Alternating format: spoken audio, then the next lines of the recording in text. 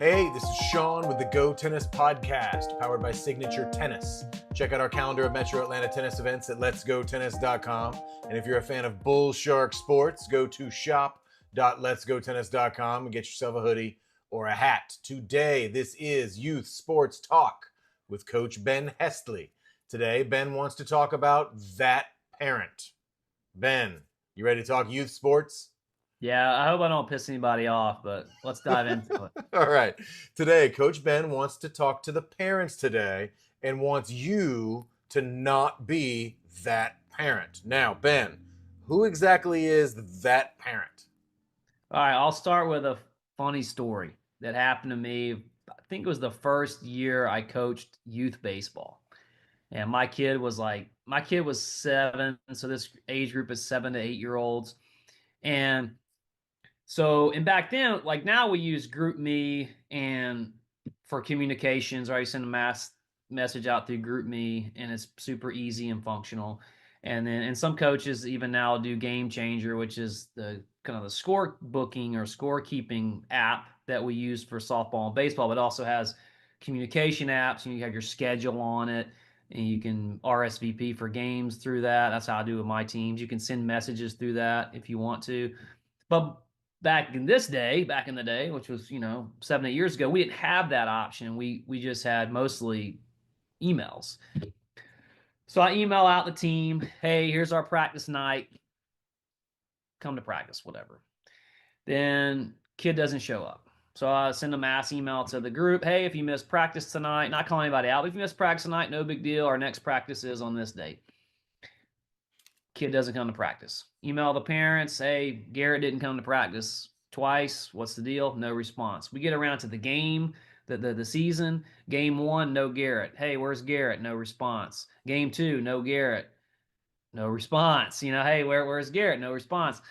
So then game 3 comes around, and we're literally about to start the game, and this kid walks up, like right to the field by the dugout. And then here comes his dad. His dad kind of peeks in the dugout, and he's like, hey, Garrett's here. I'm like, who the hell is Garrett? I'm like, you mean that kid? And my other buddy that I coached with called him the Phantom. He's the Phantom player. Like, he's on our roster, but he does not really exist. Like, we've never seen this kid. And finally, and I'm like, okay, well, Garrett does exist. Okay, so let's figure this out. So we throw him in the bottom of the bottom of the lineup. So he's bat last, and we go an inning, and I figure out how to adjust things and throw him out there in the field somewhere.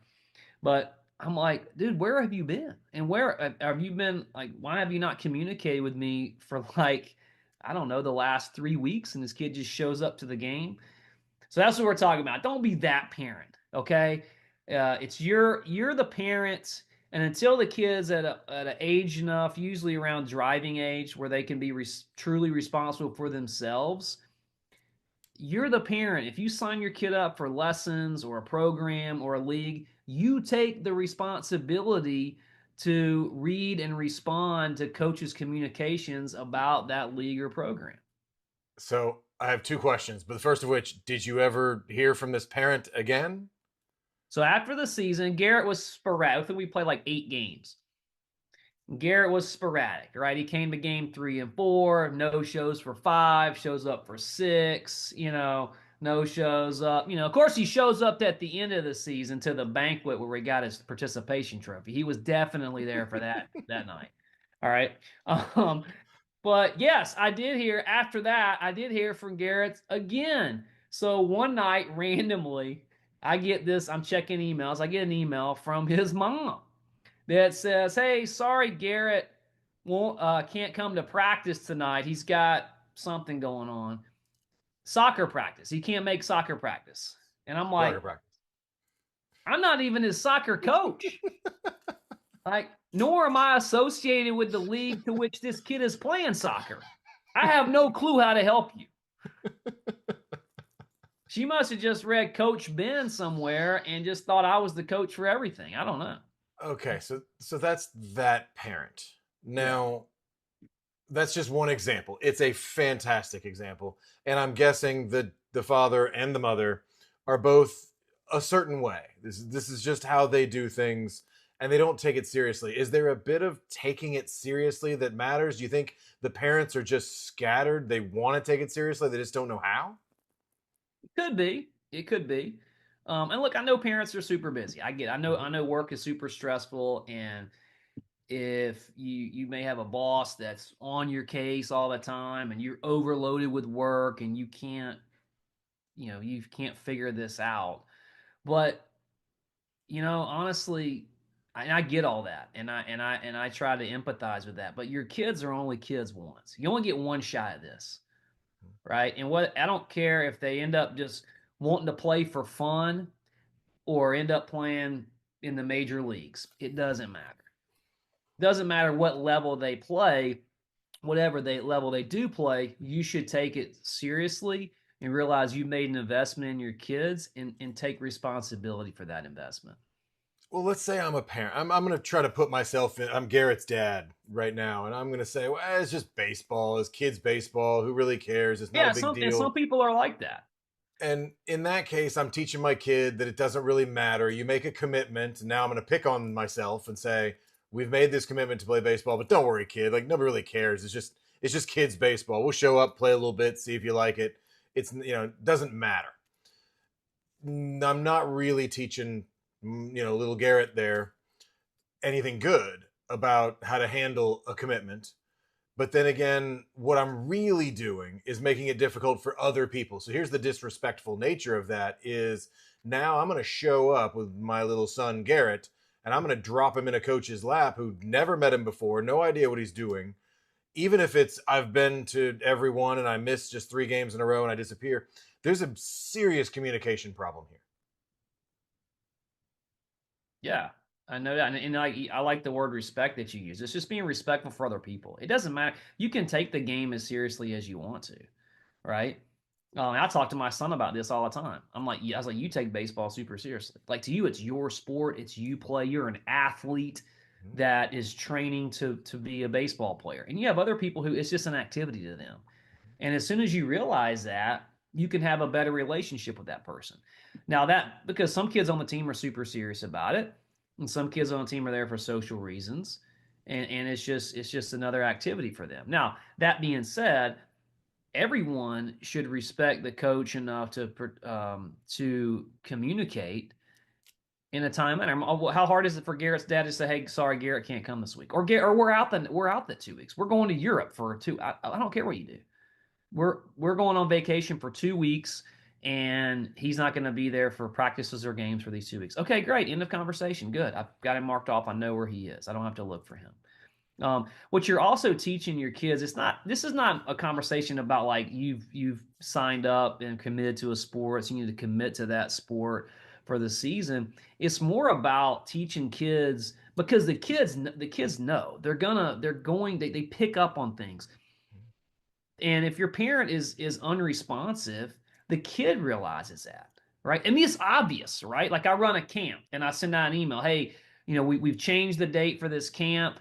Sorry, it rained us out. If you can make this new date, please communicate. Here's a form. I did this just recently. Here's a form to fill out. All you're doing is confirming. You literally put your name, your email, and yes or no. I can come. Okay. No response, right? Then the kid shows up. I got a clipboard of all the kids that are in what group they're in for our camp, and I'm like, I don't know who you like. Oh, okay, you're not on the list. No worries, I'll find you a spot. But it's pretty obvious at that point. The kid's like, well, man, maybe my mom not sign me up for this camp? Like it becomes obvious, right? So you're teaching your kid that either you're irresponsible or that being irresponsible is okay. And now fast forward, we have these guys. I mean, do you remember what ghosting is? I've never had that happen to me until probably about 10 years ago. I started getting, I've never had anybody in my working world when I was working in the private club business. I've never had anybody at any level, whether it was maintenance person, shop attendant, food and beverage manager, tennis pro, nobody ever just no showed for a shift or an interview, right? Then, like 10 years ago, this became like a thing. And then it became such a thing, they got a name for it called ghosting. I'm ghosting this. What do you mean, a ghost? What does that mean? And I remember I learned it from our HR director. I'm like, what do you mean? It's like, that guy just ghosted you. I'm like, what the hell are you talking about? Ghosting? What does that mean? And she's like, oh, yeah. It's just like people just in this era, they just like, they don't show for interviews and they don't respond. I mean, I had two people that like literally didn't show up for work one day. Like that was it. Done. No, like I'm quitting. No, like here's my 2 weeks. It was like, I never see this person again and they're not here for work. I mean, it was like, is that the world that we're creating? I don't know if we're creating the world, We're but not. We're we not. can We're zoom trying to out a little avoid. bit and probably get there and decide that we are. But were we to create a world, it would probably not have that because there's that disrespect again. And maybe we're creating it because we as parents are teaching our children that no response is okay. And I don't work that way. I remember back, I was just telling a story recently. I remember back when I first started teaching independently and I was traveling to different places to work my coaching business. And it was before we had text messaging and really, I mean, we had a cell phone, but it wasn't really a way you could let somebody know if you were running 5 minutes late. And this is just the way I am. Hey, Ben, I'm running 5 minutes late. I'll be right there. I find that respectful and it costs me 3 seconds and you and I have a better relationship now. So many people aren't willing to do it. I was really late to something because of traffic, but there was no way to let them know ahead of time. But Yeah. that was then. Now we're talking about a time where we do have the capability to send a quick text message or an email. We can do it on our phone. Everybody, you ever met anybody that was like, oh no, I don't get email on my phone? Yeah, That's not a nobody. thing anymore. Like everybody has it, But whether you like it or not but is the that's point. another blame game. We can blame people blame technology all the time. Oh, I didn't get your email. You Yeah, you did. know, Yeah, you all did. right, You didn't check really? it. Yeah, You didn't well, you check didn't it. get my Don't email. tell me you didn't get it. Yeah, That's no, that's not a thing. I didn't all of a sudden end up in your spam folder.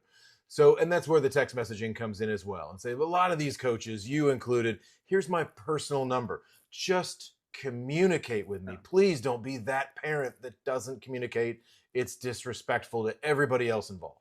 Or a lot of these platforms now we have, like GroupMe is a great one that we use all the time. It has polls on it that coaches use. Hey, who's coming to practice tonight? Yes or no? Or I work with coaches who will just say, if you can come to practice, give me a thumbs up. Mhm. Okay, here's all the thumbs ups. If you, in that case, if you don't give me a thumbs up, I just assume you're not coming, right? Or give me a thumbs down if you can't come. Like there's so many Yeah. communication tools that are super easy. So we've hit the that parent, right? Mm-hmm. We understand not being that parent, but let's also talk about like some good habits of because this is about habits, right? So we mostly talk about physical habits like good training regimens, good exercises we can do, good eating habits. Today's more about good communication habits. I love it when parents text me, "Hey, sorry, Johnny can't come tonight. He's got a basketball game, and we can't make baseball practice tonight. Hey, no problem, right? We can't come to the game on Sunday. He's got a choir concert. Thank you for telling me that. Like those go along. That goes a long way with a coach, and a coach. I don't care what any coach says. They'll be more willing to work with your kid and more engaged with your kid if you are an effective communicator as a parent to that coach. It means a lot to them. And I'll tell people, right, we don't necessarily treat everybody the same, right? We don't Well, treat everybody the that was gonna be my question. Like, are we same, right? admitting that So we have there are, right? preferences? I know in a team environment, you're going to give everybody the same opportunity, right? I'm not going to say, well, hey, your mom communicates really well, so you're going to get more reps in this drill than this Right. kid. I don't know if he's coming or going. I have no clue. I mean, we're not talking about that. But I will tell you in a private situation, if a parent that I enjoy communicating with and they communicate well, if they have a conflict, I'll find a spot for their kid. Like, hey, no problem. I've got another More time. likely to go out of my way is Yeah, that's a probably what good the way. thing. That's probably the best way of putting it, Yeah. right? And we know those parents that are super good communicators. They're always on the ball and they Mhm. always know what's going on. We're gonna be more willing to go out of our way for that person Mhm. than we would somebody that we don't have a clue if they're gonna show up. They may or may not show up this afternoon. And consider the financial capabilities here. Because sometimes, and in tennis is a good example of this, because if you miss practice, you have to pay for it. In baseball, you miss a practice, it isn't you pay for it kind of in a big Lump lump sum, of yeah. whole thing, right? Yeah. But Right. in Right. Right. tennis, you miss a practice, that's $20 or $30 or whatever, and then you're going to poorly communicate, you're going to no show, and then you're going to ask me for a refund. And I'm going to say no, and I'm going to be okay with that because you didn't give me a thumbs up, you didn't tell me you weren't coming, and no, we assumed you were going to be there, you've paid for it, so no, you don't get a refund. But the parent that's communicative, I am so sorry, little Johnny's been sick the last couple of days, I don't think he's going to make it tomorrow. Even better, because now I can plan my coaches. If I've got assistant coaches, we've got others going on, it's not just a group of volunteers at times. But even then, if it's a group of volunteers, respect their time. If you've got an extra coach out there that isn't necessary because you got 4 or 5 kids that aren't coming that day, maybe that guy would like to go do something else. So Yeah. I think there's so many ways that parents can connect with the youth sports providers better. Now, that'll be my last question. Let's say I'm that parent. What can I do? Can you give me a couple of tips? Like, I mean, to us, it sounds obvious, I guess, because we're the ones giving the tips. But seriously, I'm the parent. What's wrong with? There's nothing wrong with me. Maybe there is. I don't know, but that's not relevant to this. What do I do? How do I improve? Little improvements. What can I do? I think three tips I'll give that might help. Number one is schedule it. So just like we schedule these games and practices, schedule a time to check your communications of your coaches or of your league. You know, I know Sean, I know you do that every day. You have in your calendar email time or whatever as you call it. And this is the time I'm gonna dedicate to answering emails, and that's a really effective method. Now, if your email time is 11 to 12 and at 12:01 you get an email from the coach and email time is over, I, I don't know what happens in that case. My method's a little different. The one I personally use is what I call the 4Ds, which means do it, drop it, delay it, or delegate it. And so what that means basically is if it's going to take 30 seconds, if coach group me's out. Hey, we have cage opened up. We're going to do a last minute practice tonight at 7 o'clock. Can your kid make it? Oh, that takes 30 seconds. Yeah, he can make it. I'll respond. So that's do it. Delay it. Something's going to take a long time to respond. I'm going to push that off to a more appropriate time for me. Drop it means it's something stupid that I don't have to pay attention to. That's usually your spam kind of emails, like, hey, 50% off today, except the Go Tennis ones. The Go Tennis ones, I'll read all those. Very important. Or delegate it, right? Maybe you delegate, and that's more of a work thing. You might delegate that to somebody else. Well, and let me go back to delay it, because in my opinion, if it takes me just as long to schedule it for later as it does for me to accomplish it now, I'm just going to do it now.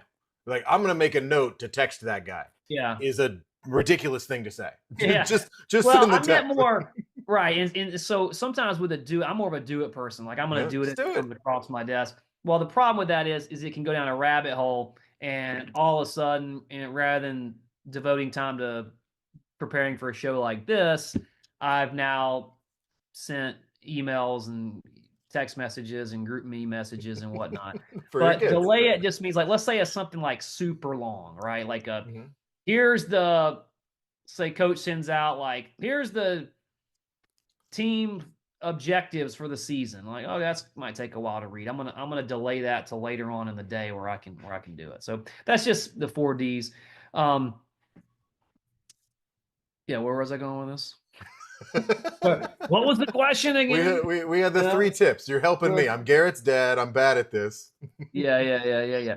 Or find help, right? So the third thing is, like, I know that you're communicating. Maybe you have a grandparent or a nanny or babysitter that picks the kids up. Maybe put that on them a little bit. Hey, can you communicate with the coach, because I'm not available. I'm not able to directly. Or find a carpool. This is more of a travel thing, but find a carpool buddy that you can carpool with and take to these practices and games. But again, that's more of transportation and getting them places. The main objective here is just find a way and realize your kids are only kids for a brief moment in time, very small portion of their life.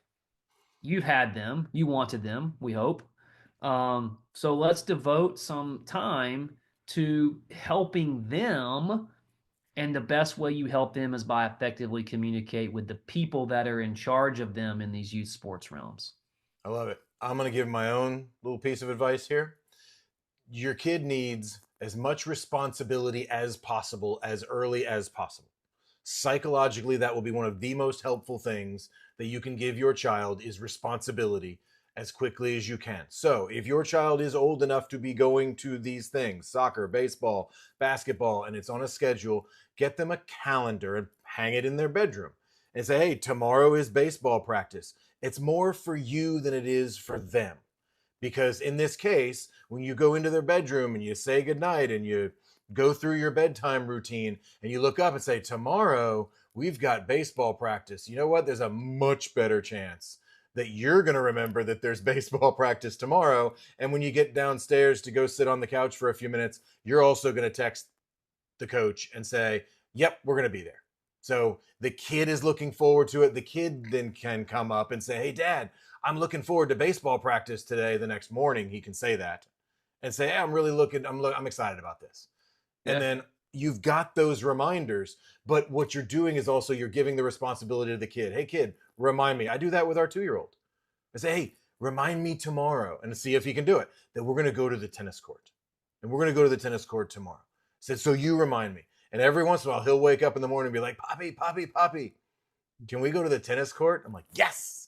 Yes, He wants I to go would love now that. at 7 a.m. Not you. Well, yeah, but this afternoon. The point is he's thinking about the future. That's He's great, planning. Yeah. And this morning we got up as an example and it happened to be raining where we are. It was a little bit wet. I'm sorry. Maybe later. But the idea is sometimes I can get our child to think about the future and plan a schedule. And that helps me as a parent remember what we're supposed to do the next day. Yeah. Yeah. I was so proud of my daughter the other day. We were leaving for school and she stops and she goes, wait, I have basketball today. I need to go get my shoes. And she went and got her basketball shoes and brought them with her to school because her basketball practice is after school. Yeah, and that's the kid that I look down and say, you're in charge of your own shoes. When the kid comes up and goes, oh, my mom forgot my shoes. No, she didn't. You did. You forgot. They're your shoes. Yeah. You forgot your shoes. And get your kids to help you. If you're Garrett's dad, whoever you are, enlist the kid to say, hey, you know what? I keep forgetting to text your coach. We got baseball practice tomorrow. Will you remind me tomorrow? Yeah, sure, Dad. Right? Just do it as a team. Get the schedule. I think that would help a lot. Ben, did we answer the question? I think so. So I hope that helps parents and have a good season and have those effective communications in place and create a relationship. We're creating relationships with our coaches, and that's what we as coaches want. And as parents, we can help create that. If I can give you one thing to not be that parent, it is effective communication. Yeah. Thank you, Ben. I appreciate it. This has been Youth Sports Talk with Coach Ben Hestley. Thank you, sir. We'll see you next week. Thanks, everyone.